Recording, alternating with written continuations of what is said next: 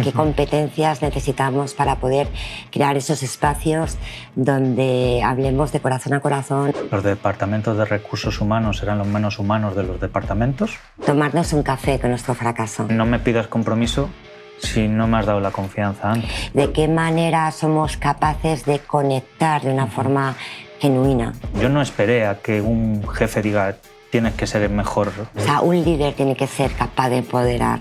No tiene que tener miedo a que le quiten su silla. Wow. Y hay un elemento clave para liderar. Es la vulnerabilidad.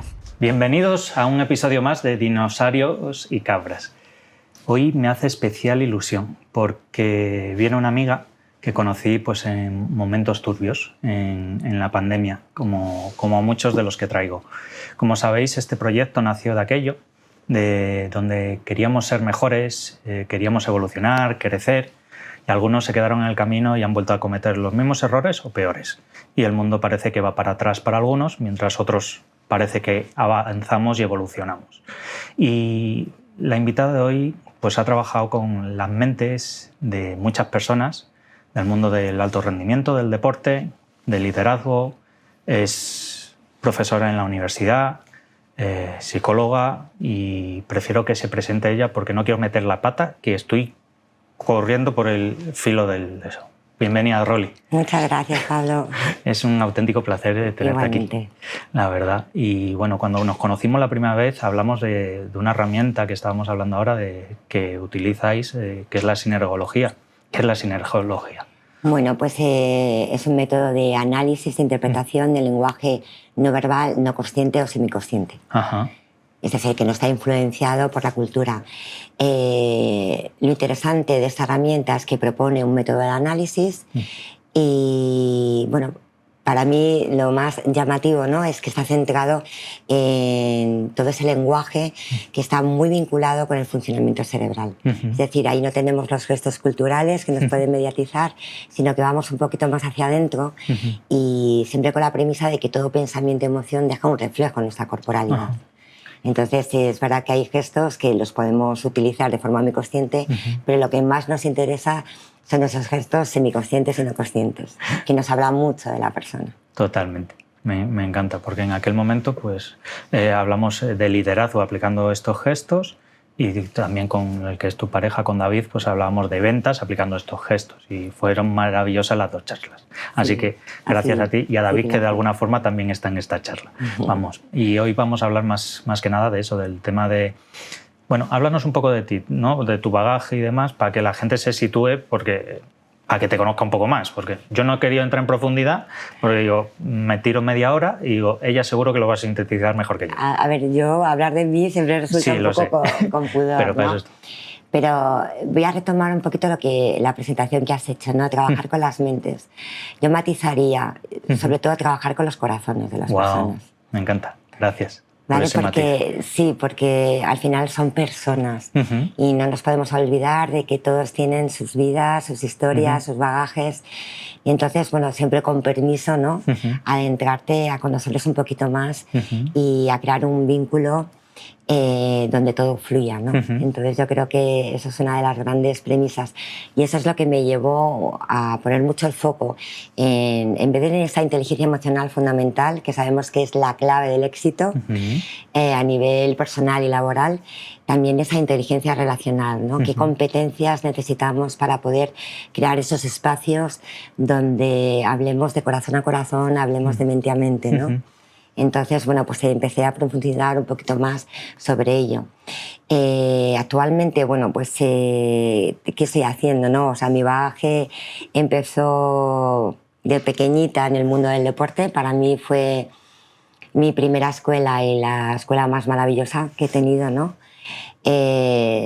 Porque conecté con esos valores fundamentales y, bueno, me sirvieron, ¿no?, para afrontar situaciones difíciles que todos vivimos, situaciones de cambio, esa disciplina y sobre todo ese corazón que pones en lo que haces, ¿no? Entonces, bueno, pues ahí se despertó un poquito, yo competía, estuve lo que era más la selección española de Jiu-Jitsu, que es donde ya... ¿Jiu-Jitsu? De Jiu-Jitsu, sí. Yo empecé con 7 añitos en judo y luego ya pasé a Jiu-Jitsu y estuve ahí compitiendo. Bueno, éramos muy poquitos entonces, ya te estoy hablando de hace un montón de años, ¿no? Antes de ayer. Bueno, y bueno, pues ahí empecé a tomar un poco conciencia, ¿no? De cuáles son las dificultades, cómo manejamos esas situaciones de alto rendimiento, cómo afrontas esas situaciones donde te están exigiendo que tengas un buen rendimiento y bueno, ahí está el podio, no lo podemos olvidar, ¿no? Entonces, mi madre es doctora en psicología, entonces yo empecé un poco a conectar, ¿no? y a ver cuáles eran esas variables, sobre todo emocionales, que afectaban al rendimiento y también pues esa ansiedad, ¿no? Precompetitiva y competitiva que todos tenemos. Entonces, bueno, pues yo tenía como varias opciones, ¿no? A mí me gustaba mucho lo que era educación física, entonces, Inés, ahora ya se llama Ciencias del Deporte. La medicina también me gustaba, pero más hacia la mente, ¿no? Y estaba la psicología, ¿no? Pero la psicología dando un enfoque un poco diferente, mi madre es neuropsicóloga, otro enfoque diferente. Entonces, bueno, pues mi experiencia como deportista pues me llevó a seguir formándome y toda la carrera, siempre los temas eran relacionados con el deporte. Terminé, hice clínica, hice el máster de intervención en la ansiedad y el estrés, porque consideraba que habría mucho el abanico, ¿no? Y en el mundo del deporte, en el mundo clínico, en el mundo laboral. Es decir, siempre tenemos, ¿no? esa emoción, esa ansiedad, ¿no? Que es muy adaptativa, pero cuando ya no es adaptativa, ¿cómo gestionarla y manejarla, ¿no? Y eso es lo que yo había vivido un poco en el mundo del deporte. Entonces, bueno, pues me decanté, como te he dicho, y empecé a trabajar enseguida pues, con la Federación Española de Atletismo. Ahí estuve coordinando como psicóloga, coordinando también el programa de detección de talentos deportivos. Y bueno, y ya daba clases en la universidad. Empecé muy jovencita, 25 años, a dar clases en la universidad. Y bueno, una de las asignaturas era precisamente esta, psicología del deporte, psicología de la ansiedad y el estrés, introducción. Y bueno, pues estuve ahí pues como unos 6 añitos y bueno, pues me interesaba también muchísimo cómo llevar toda esa parte porque trabajaba en la clínica y sobre todo había muchos temas de burnout, de estar quemados en el ámbito laboral, del estrés, que era mi especialidad. Y bueno, pues giré, ¿no? Hice un giro hacia el mundo de la empresa y bueno, pues me formé también con un MBA Executive, máster de gestión y dirección de recursos humanos, que eso me abrió también las puertas para tener un lenguaje diferente, ¿no? Para poder siempre, fíjate, en esa parte de esa inteligencia relacional, qué importante es entendernos, ¿no? Utilizar un lenguaje común. Y eso pues me facilitó mucho. Entonces empecé a trabajar como consultora, la docencia universitaria le iba combinando, el deporte también seguí, estuve con el primer equipo del Atlético de Madrid femenino. Y bueno, pues con ese ascenso a Superliga, que fue en el año 2006. Claro, sí. Que ahí había alguien especial, ¿no? En ese equipo. Estaba Jenny era pues, la más peque del equipo y bueno, pues lo comentábamos, ¿no? Sí, quiero que comentes eso porque... Sí, pues es que yo cuando, bueno, pues ha salido todo este tema tristemente, pero yo la miraba y decía, pues es que sigue siendo ella. Wow. Es la misma persona, súper positiva, muy buena compañera, era el alma, era la alegría de la huerta, de todo el equipo, esa positividad. Y cuando oía las declaraciones, cuando está ya bien, ¿no? Y sacaban imágenes diciendo, es que es la misma persona, ya con sus 30 y muchos, ¿no? Y bueno, pues tuve esa experiencia con ella, es muy bonita, una temporada maravillosa. Y bueno, pues he estado ahí siempre, ¿no? Combinando... de esas dos pasiones, ¿no? La parte de la consultoría, la parte de formación y desarrollo, del liderazgo, doy clases de liderazgo de ser, de liderazgo interior, en diferentes máster, MBAs, también trabajo con Latinoamérica y bueno, pues la verdad es que ahí estoy feliz. Yo creo que ya te he resumido un poquito. Maravilloso, me encanta y muchas gracias una vez más, porque, ¿no ves? Yo si me pongo, nos queda... Uy, el tiempo no va, ¿eh? Compañero, pero da igual, cosas del directo, ya irá. Me puedo tirar 19 días y 500 noches, como la canción de Sabina, así que vamos a cortar un poquillo por el bien de los demás. Nada, lo que quería es la inteligencia relacional. ¿Cómo definámonos de alguna forma para alguien que es la primera vez que oye el concepto? Fíjate, cuando estamos hablando de inteligencia emocional, que yo creo que ese concepto lo tenemos todos como muy claro, ¿no? Pero yo sobre inteligencia relacional es como un paraguas, ¿no? Es decir, de qué manera somos capaces de conectar de una forma genuina con la persona, de qué manera podemos crear esos espacios de comunicación. De hecho, hablábamos de la sinergología y esta herramienta se centra en testar cómo está fluyendo la comunicación entre dos personas. No utilizamos a raíz de esa herramienta, yo no voy buscando el identificar cuál es la personalidad de la persona que tengo enfrente, ¿no? Sino cómo está fluyendo, ¿no? Entonces, a través de esta inteligencia relacional, de esas competencias, que es la coherencia en el mensaje, ¿no? Lo que digo, lo que expreso, lo que expresa a nivel verbal, a nivel corporal, va alineado, esa capacidad de poder influir desde el corazón, ¿no? El poder plantear un punto de vista un poco diferente, pero siempre dando espacio. Y para mí, dentro de este paraguas de la inteligencia relacional, hay un elemento que es fundamental, que es la seguridad psicológica. De qué manera yo soy capaz de generar un clima adecuado para que la persona se sienta segura. Y eso además es uno de los elementos clave que ahora mismo se está poniendo encima de la mesa. Todas las áreas de people, de recursos humanos dentro de las organizaciones están poniendo mucho el foco en que los líderes, los managers tienen que crear ese espacio seguro. En ese espacio seguro la comunicación fluye. En ese espacio seguro da cabida a esa creatividad, da cabida a impulsar, a tomar esos riesgos sobre la innovación. Conoces mucho más de cerca a la persona. Hay unas competencias que son muy clave, ¿no? Es esa coherencia en lo que tú estás transmitiendo, esa capacidad de escucha activa, ¿no? O sea, no me voy tanto a la definición, prefiero ver qué elementos son fundamentales, ¿no? Qué ingredientes, porque podemos entender por inteligencia relacional que no hay ahora mismo una definición específica, nos podemos ir a Goleman y empezar a hablar de esa capacidad interpersonal, intrapersonal, ¿no? Pero yo creo que abarcamos sobre todo esos elementos que son fundamentales.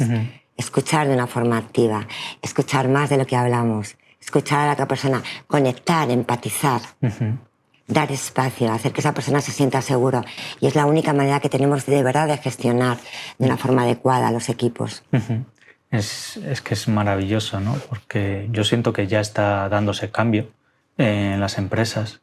Venimos de unos años en los que los departamentos de recursos humanos eran los menos humanos de los departamentos. Así es un hecho y ya está. Y somos personas y humanos ante todo y hay que humanizar las empresas. Porque, además voy a decir de quién oí esta referencia, que fue de Cristian Gálvez, es decir, que no se os olvide que no hacemos negocios entre empresas, hacemos negocios entre personas. Totalmente. Y es eso, que no se nos olvide nunca. Vamos. Total.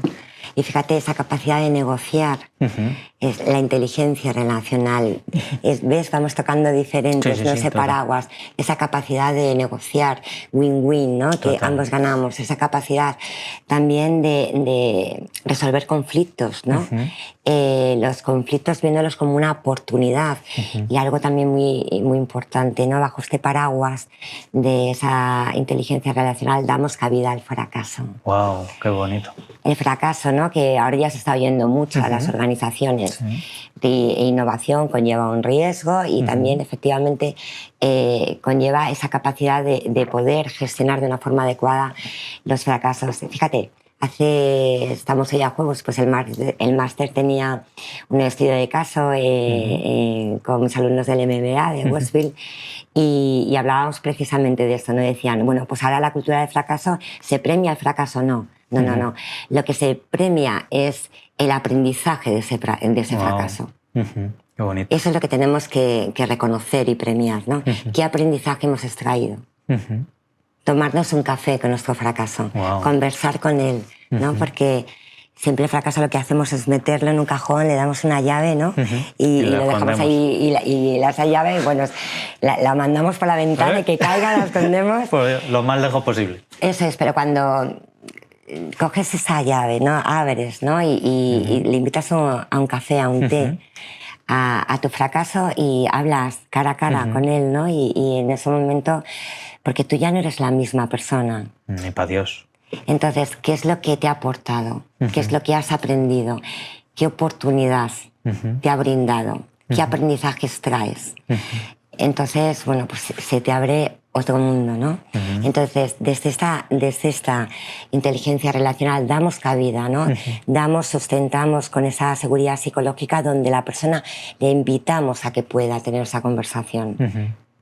Qué bonito. ¿Y cómo lo aplicamos al tema del liderazgo, la inteligencia relacional? Es fundamental.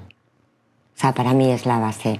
Fíjate que liderazgos tenemos un montón de liderazgos, ¿no? Liderazgo transformacional, situacional, de servicio, inclusivo. Pero yo creo que hay una palabra que es clave, que es el liderazgo desde el ser. ¡Wow! ¡Qué bonito! Porque el liderazgo es un verbo. Sí. Entonces, el liderazgo, eso de si se nace, se hace, tenemos esa gran capacidad de poder influir en los demás. Lideramos cuando eres ama de casa y estás con tu familia. Lideramos cuando estás con un equipo de amigos, cuando no tienes gente a tu cargo, pero sí tienes pares. Hacia arriba se lidera. Es decir, nace desde la persona, desde dentro, ¿no? Entonces es conectar con esa capacidad de influir, con esa capacidad de retar, ¿no? Con esa capacidad de dar servicio a las personas que tienes en tu entorno, con esa capacidad de empoderar. O sea, un líder tiene que ser capaz de empoderar, no tiene que tener miedo a que le quiten su silla. ¡Wow! Lo que acabas de decir, ¿eh? Hay alguno que le está tambaleando la silla ahora mismo. Totalmente, totalmente. Por eso se habla de ese liderazgo de servicio. Y hay un elemento clave para liderar, es la vulnerabilidad. Qué bonito. La vulnerabilidad nos hace estar al mismo nivel, no estamos 5 puestos por encima, estamos al mismo nivel. Y yo el otro día comentaba, ¿no? con mis alumnos, ¿no?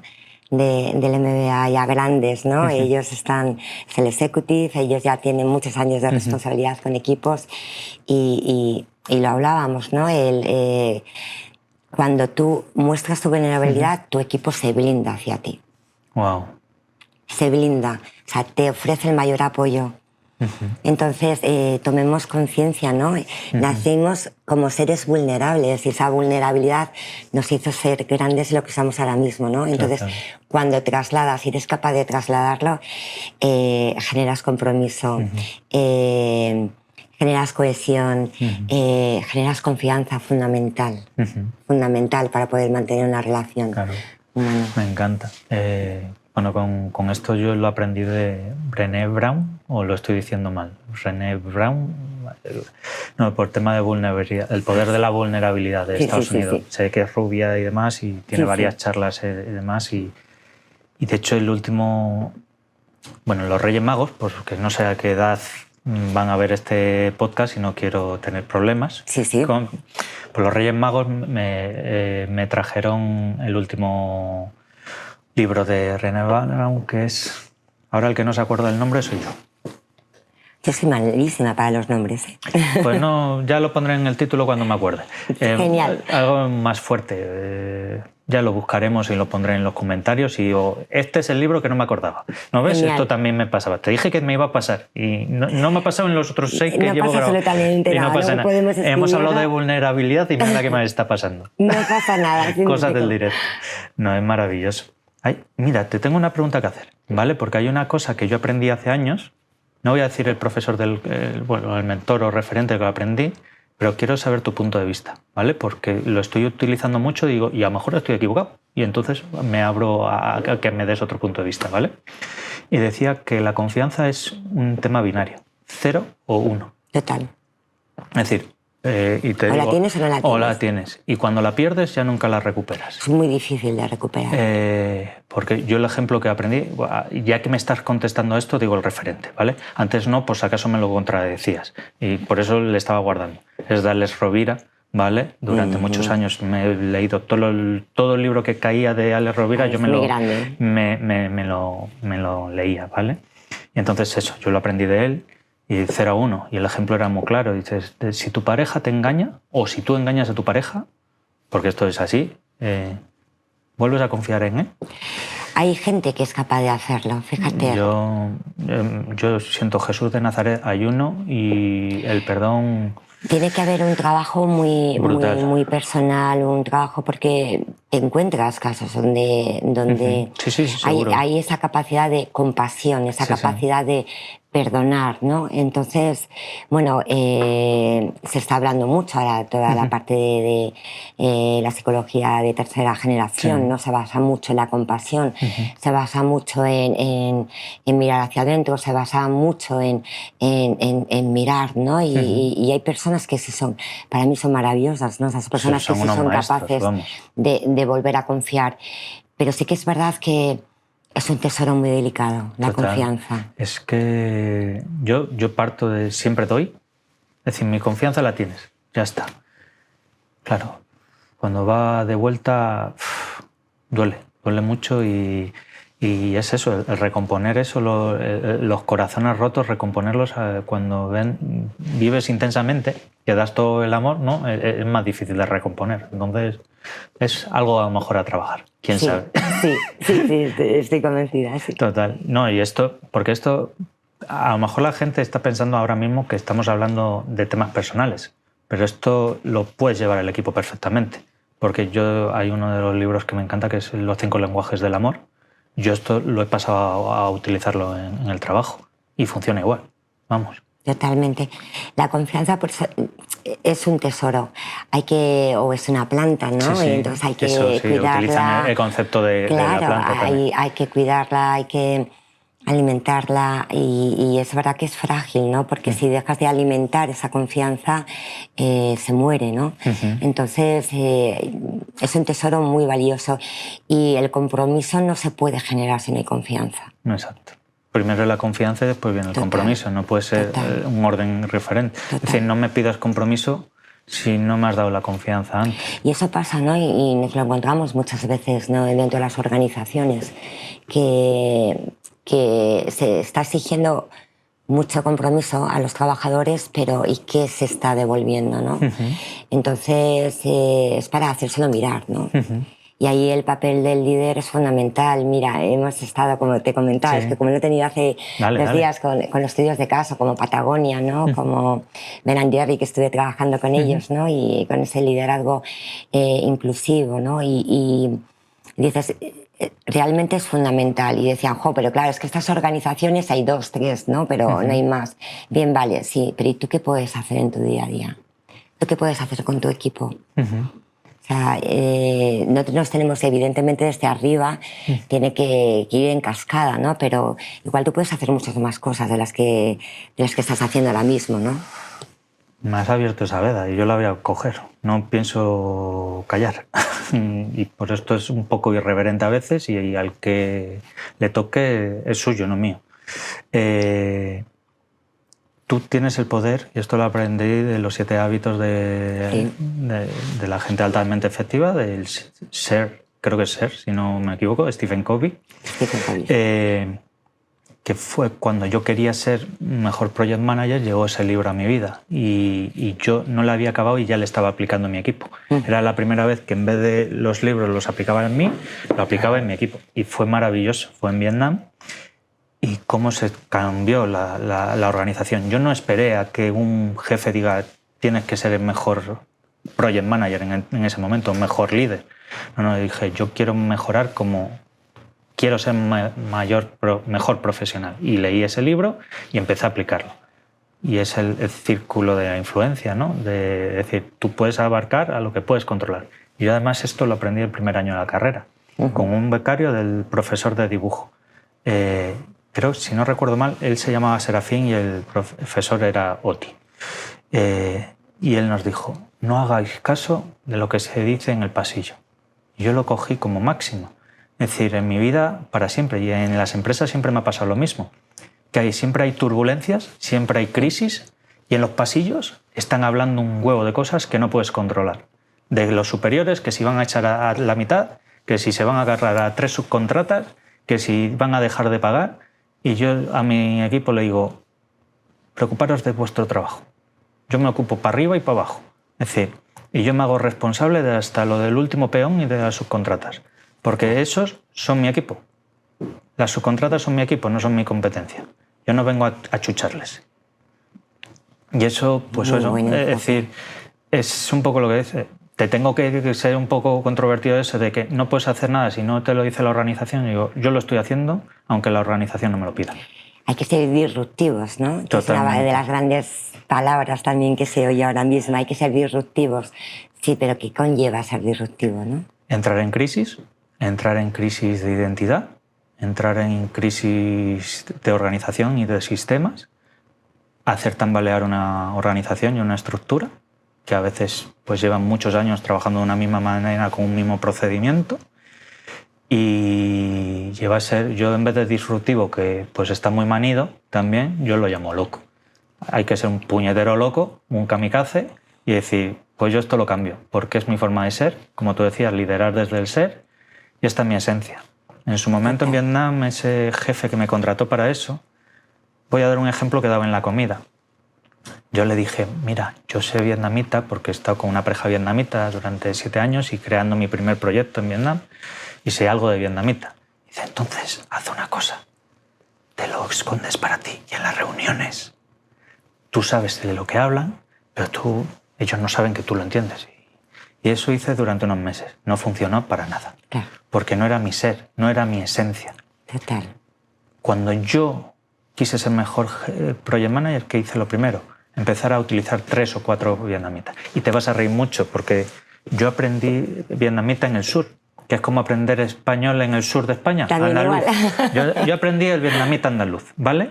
Pero yo lo apliqué en el norte, en el País Vasco. Yo me fui al Vietnam vasco a hablarles en vietnamita. Entonces se descojonaban de mí, se reían de mí, pero me da igual, era lo que quería.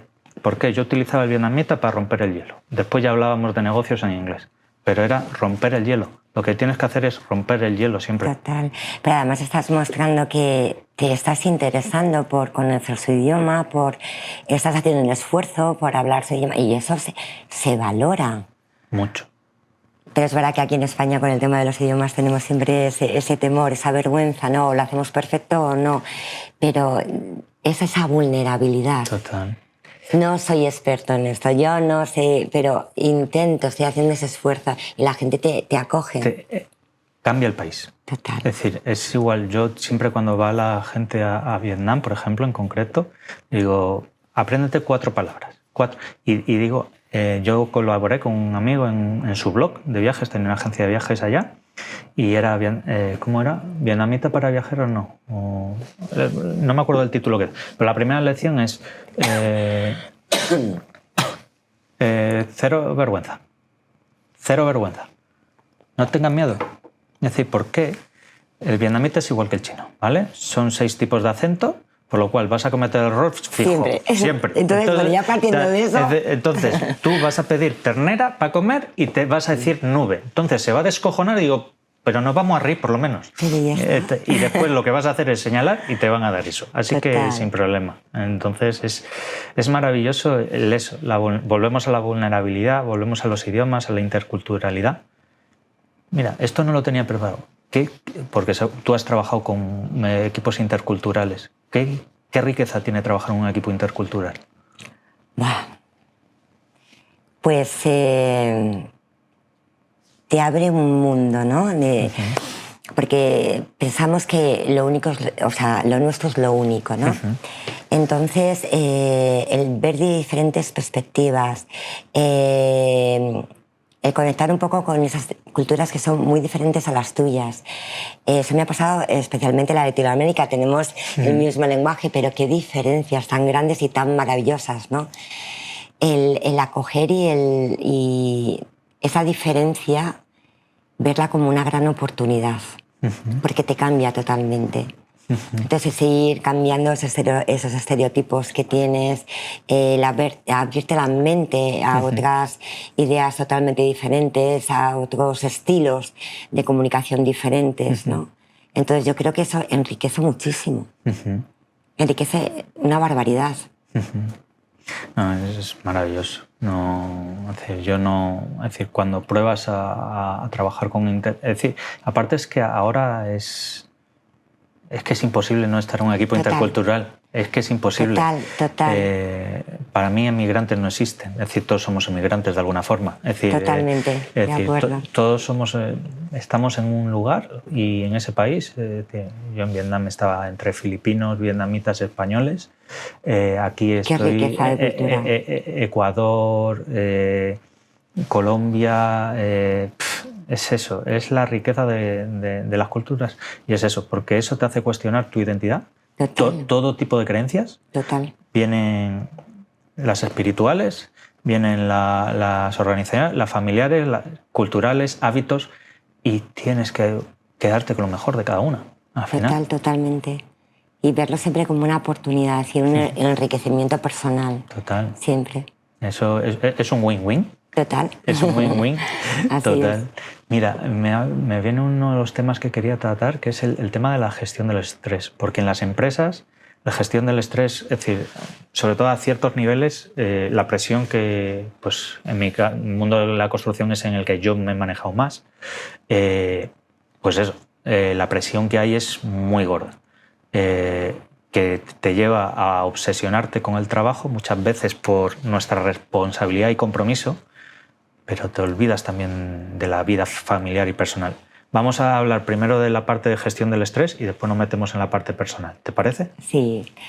A ver, hay dos tipos de estrés. Es que siempre nos vamos al estrés negativo, ¿no? Pero vamos a darle a ese distrés, ¿no? Pero vamos a hablar de los dos, ¿vale? Claro, y el estrés positivo, pues es eustrés, ¿no? Es algo maravilloso. Es decir, pensemos siempre asociamos al estrés con ansiedad, con miedo, ¿no? Y el estrés en sí mismo es una activación del organismo que se pone en marcha para hacer frente a una serie de demandas.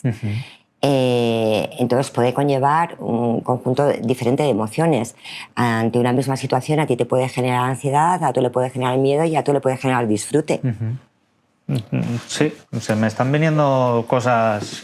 Entonces, siempre lo que hay que valorar es que sentimos ese estrés negativo cuando no somos capaces de hacer frente a esas demandas del medio.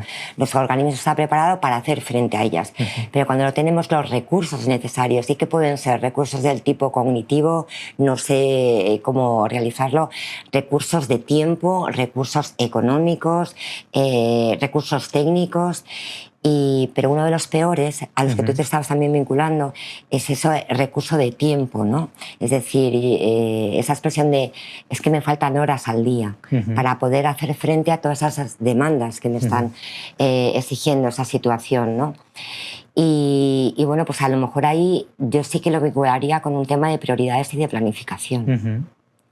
Es decir, cómo priorizamos, cómo planificamos el tiempo para poder dar respuesta a esas necesidades. Cuando ya es un tema de manejo de competencias, pues poner el foco, ¿qué es lo que necesito ahora mismo? ¿Qué es lo que no me hace llegar a hacer frente, esa sería la gestión, a hacer frente a esa situación? ¿Cuál es la emoción que me está provocando esta situación? ¿Que me está provocando frustración? ¿Que me está provocando miedo? ¿Que me está provocando ansiedad? Y entonces identificar muy bien qué emoción conlleva. Y todas las emociones son adaptativas. Todas, Pablo. Eso de emociones positivas, emociones negativas, no. Las emociones son placenteras o displacenteras. Y toda emoción tiene dos elementos, que es la valencia, placentera o desplacentera, y luego la intensidad. A lo mejor tenemos que poner, porque no es lo mismo estar un poco mosqueado, un poco enfadado, que tener un cabreo de pato, ¿no? No es lo mismo estar un poco preocupado que estar muy ansioso, ¿no? No es lo mismo.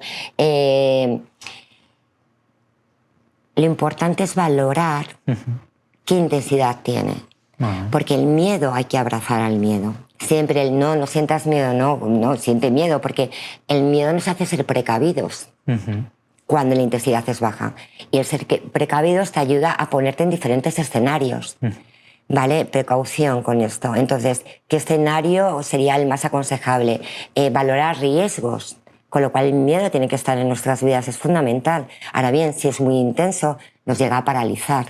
Entonces, tomar conciencia, esa situación que te está estresando, esas demandas de los torneos a las que tú eres capaz de hacer frente, qué emoción conlleva, qué pensamientos están sosteniendo esa emoción, qué creencias de eficacia, creencias de no eficacia, de todo lo contrario, qué creencias sostienen, porque, Pablo, sentimos lo que pensamos y pensamos lo que sentimos.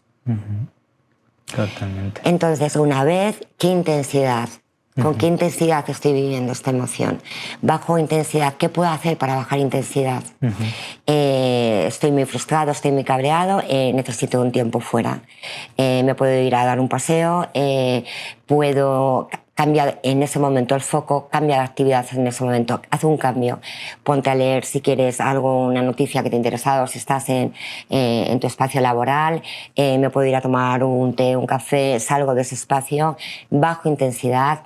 Si tengo la oportunidad de hacer algún ejercicio físico muchísimo mejor, claro, la respiración la tenemos ahí como comodín siempre. ¿No? Esas técnicas de relajación rápidas, puedo hacer meditación, puedo tener ese espacio de 10 minutos y medito. Es decir, cada uno tenemos también que encontrar cuáles son esos antídotos y cuáles son esas herramientas que tenemos para poder bajar intensidad y para poder desconectar en ese momento de esa fuente de estrés. Entonces, ahí cada uno tiene que hacer su lista, ¿no? Yo, por ejemplo, me encanta la guitarra. Tengo la guitarra en el salón, pegadita, aquí la tengo cerca. ¿Por qué?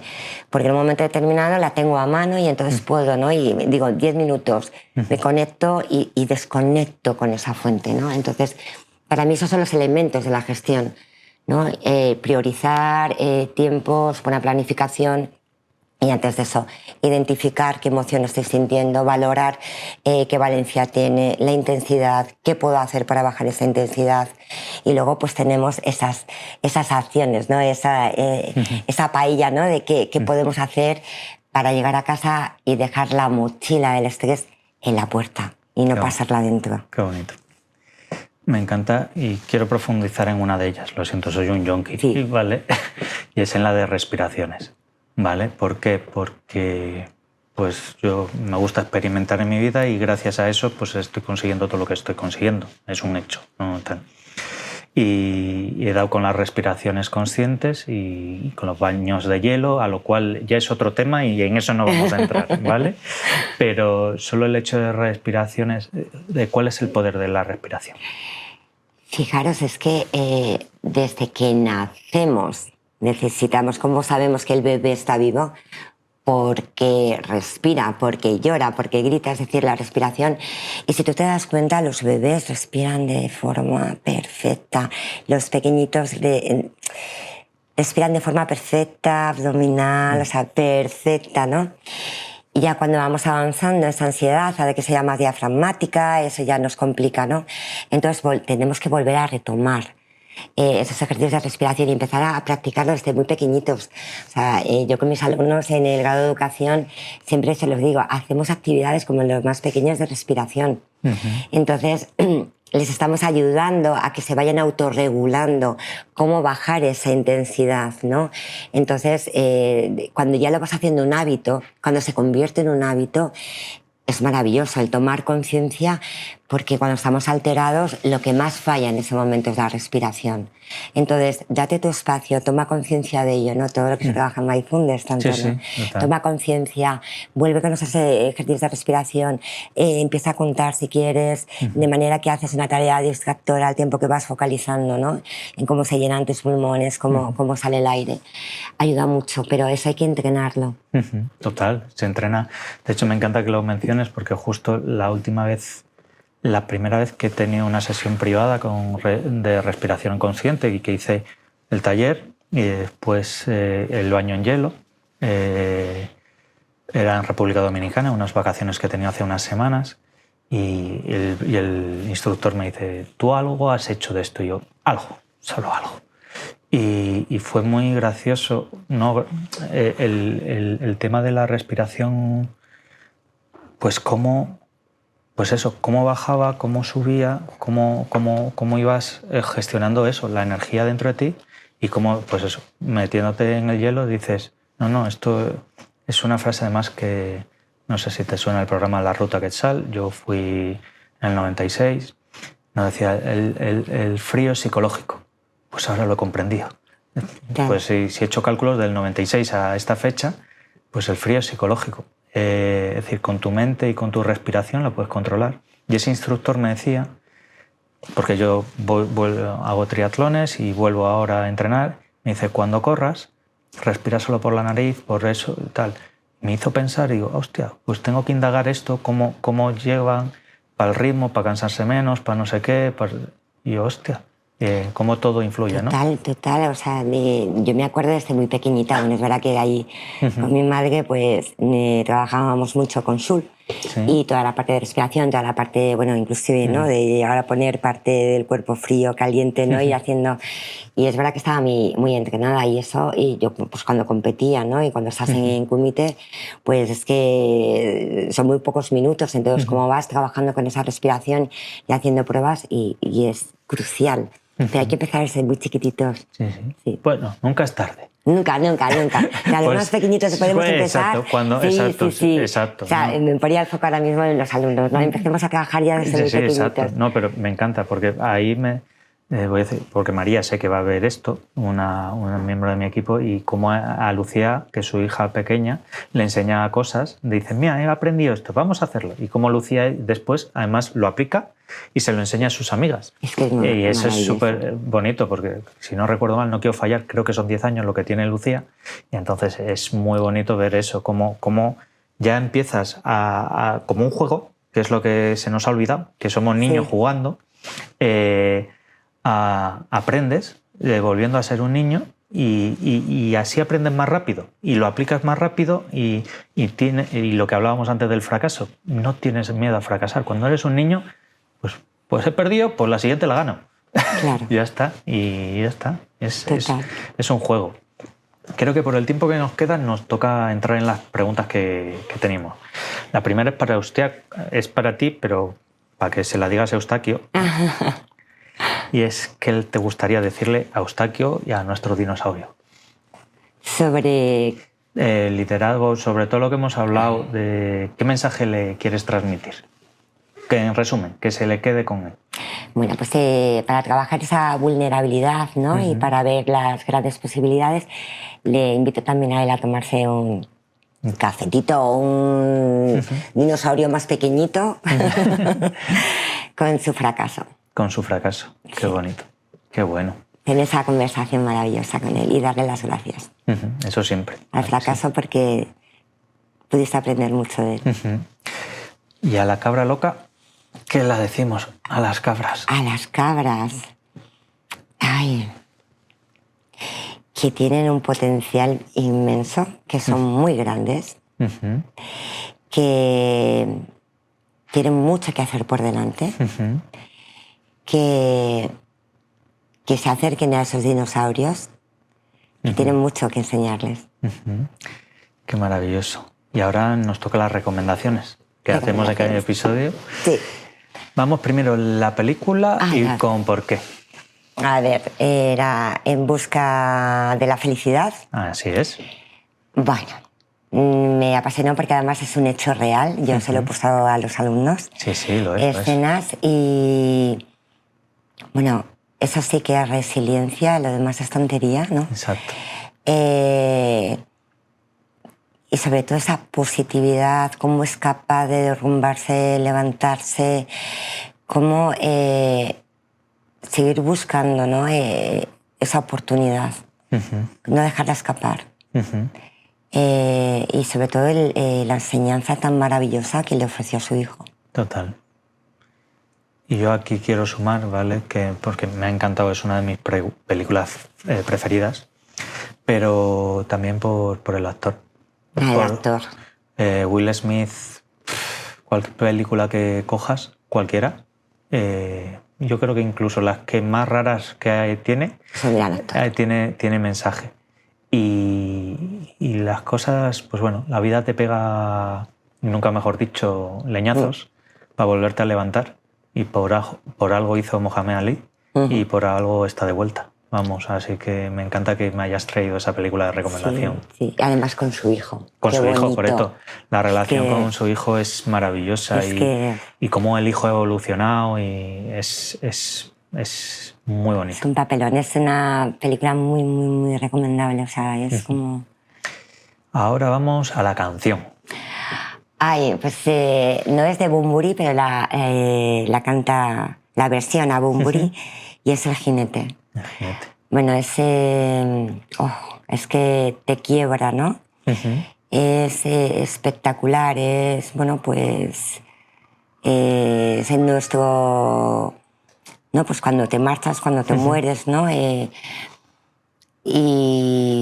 bueno, yo es que es uno de los grandes tabús, ¿no? El hablar de la muerte y yo creo que necesitamos una mayor preparación, ¿no? Wow, qué bonito. Necesitamos prepararnos, pero bueno, es desgarradora, ¿no? O sea, no sé, yo es que soy muy de piel a piel, ¿no? Sí, totalmente. Entonces, bueno, pues además la versión, no sé, es espectacular. Muchas gracias. Y después nos falta el libro. ¿Qué libro recomendamos y por qué? Bueno, antes de decirte lo de Bunbury, también es como conecta con ese amor de verdad, ¿no? Entonces, bueno, se junta ahí todo. El libro, pues, El hombre en busca de sentido. De sentido. ¿Por qué? Porque nos habla de algo que no podemos perder nunca de vista y es el propósito. Las organizaciones con propósito, los equipos con propósito, el liderazgo con propósito. Entonces, bueno, pues yo creo que todo el mundo conoce este libro, ¿no? Pero cómo marca la diferencia el tener un propósito, un para qué en esta vida, como ya no solamente que marque la diferencia, ¿no?, de supervivencia, sino que te impulsa, ¿no?, a crecer. Vale, aquí voy a aprovecharme, ¿vale? Quiero que digas el autor y quién es el autor y cómo fue la historia de ese libro, porque es uno de mis libros favoritos. Sí, Víctor y Franklin, para la gente que no lo conozca, creo que se merecen saber quién es el autor y cómo se escribió ese libro. Víctor Franklin. Bueno, pues yo solamente no quiero hacer un spoiler, ¿no? Pero en el prólogo lo cuentan, ¿no? Vienen los nazis y para mí es algo muy significativo, ¿no? Él tiene 2 boletos para él y para su mujer.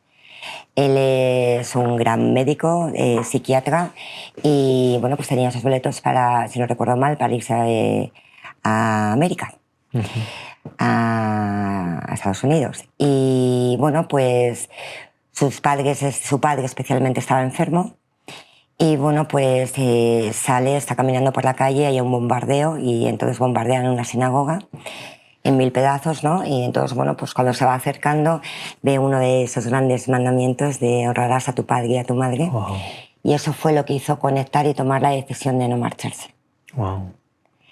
Entonces, bueno, pues tuvo ahí la oportunidad de, como médico, bueno, pues no recuerdo qué medicación cogió para el dolor y eso, bueno, pues se la escondió y pudo, ya sabes que les separaban hombres y mujeres y su padre se murió con él con un poco menos de dolor gracias a ello, ¿no?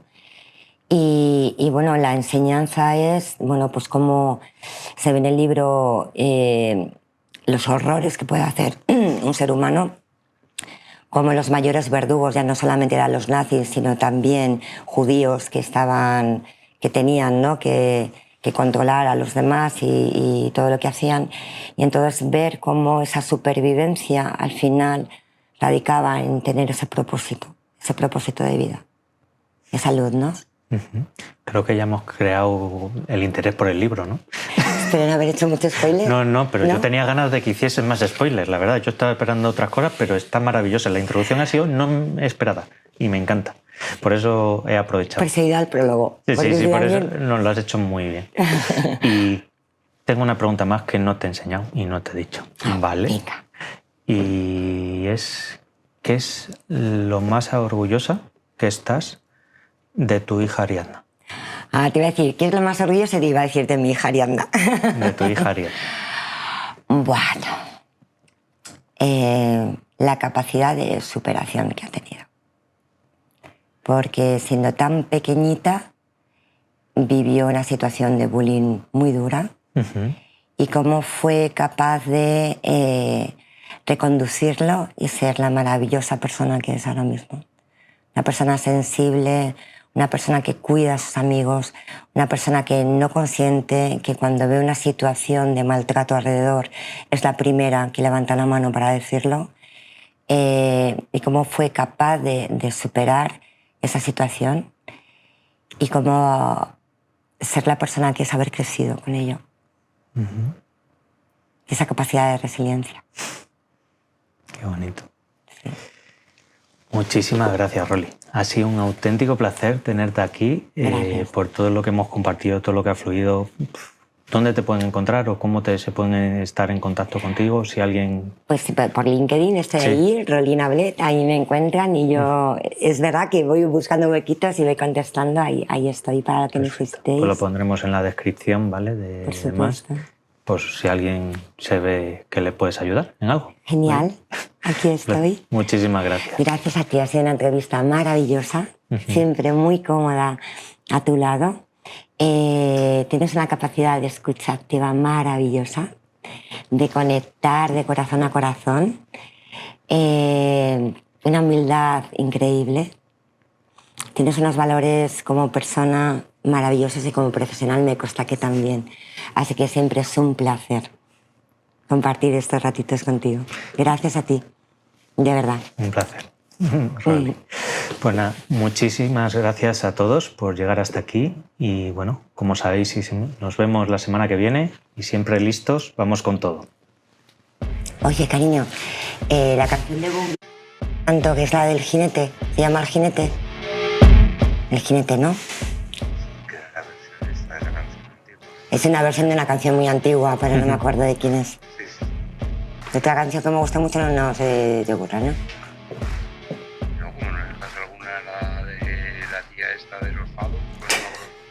Ah, la de los fados también, sí, pero no me acuerdo el nombre. Sin problema. Da igual, ya está. Se acabó.